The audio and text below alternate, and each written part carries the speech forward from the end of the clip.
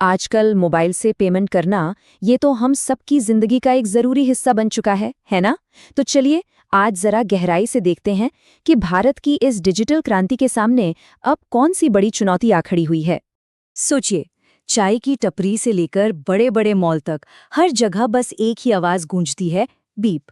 Cash रखने का झंझट तो मानो खत्म ही हो गया है। छोटे से छोटा खर्च भी अब डिजिटल है।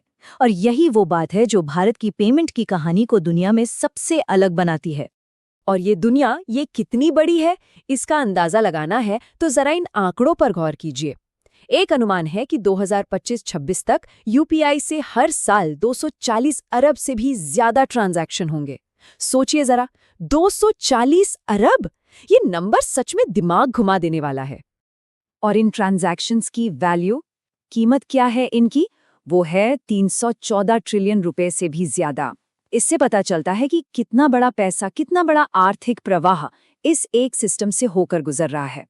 लेकिन इस जबरदस्त कामयाबी की कहानी के पीछे ना एक ऐसी वित्तीय समस्या छिपी है जो इस पूरे सिस्टम के लिए खतरा बन सकती है। तो सवाल ये उठता है कि ये जो मुफ्त की सुविधा हमें मिल रही है, उसकी असली कीमत क्या है? ये सवाल हम सबको सोचना चाहिए।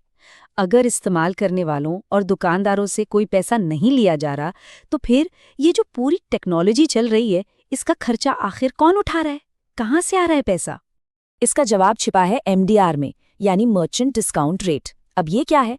देखिए, ये वो फीस होती है जो आमतौर पर पेमेंट प्रोसेस करने के लिए दुकानदारों से ली जाती है। लेकिन यूपीआई के केस में ये फीस है 0, 0। और इसे 0 इसलिए रखा गया था ताकि ज्यादा से ज्यादा लोग इसे अपनाएं और डिजिटल इकोनॉमी को एक बड़ा पुश मिले।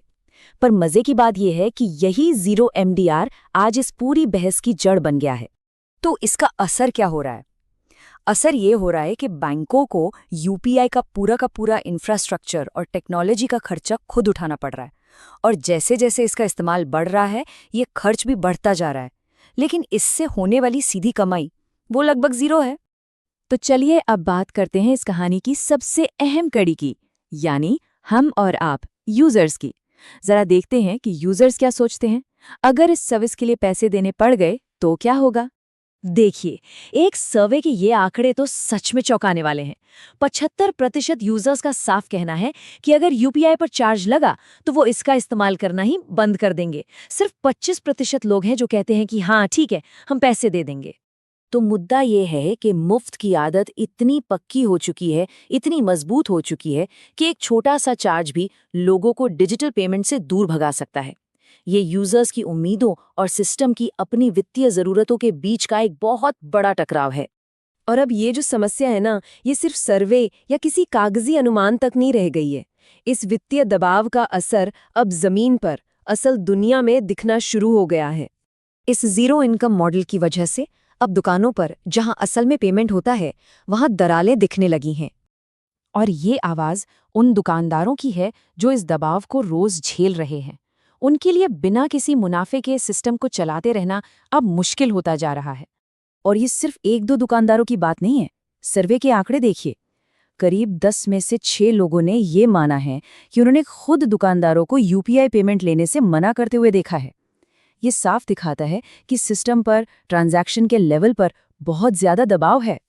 तो ये सारी बातें हमें उस सबसे बड़ी चुनौती पर ले आती हैं जिसका सामना हमारे पॉलिसी मेकर्स कर रहे हैं।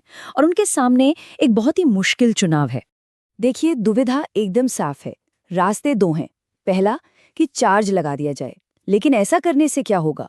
यूजर्स की भारी नाराजगी का खतरा है और हो सकता है कि डिजिटल इंडिया की जो इतनी तेज रफ्तार है वो धीमी पड़ जाए। और दूसरा रास्ता, इसे मुफ्त ही रखा जाए। पर इसमें भी दिक्कत है। बैंकों पर वित्तीय दबाव लगातार बढ़ता रहेगा, जो लंबे समय में इस पूरे पेमेंट इंफ्रास्ट्रक्चर के भविष्य के लिए ही खतरा बन सकता है। तो कुल मिलाकर असली चुनौती यही है कि आज की जबरदस्त ग्रोथ और कल की स्थिरता के बीच एक सही संतुलन कैसे बनाया जाए। ये भारत की डिजिटल अर्थव्यवस्था के भविष्य का सवाल है। तो आखिर में ये एक बड़ा सवाल हमारे सामने खड़ा है, सुविधा बनाम लागत।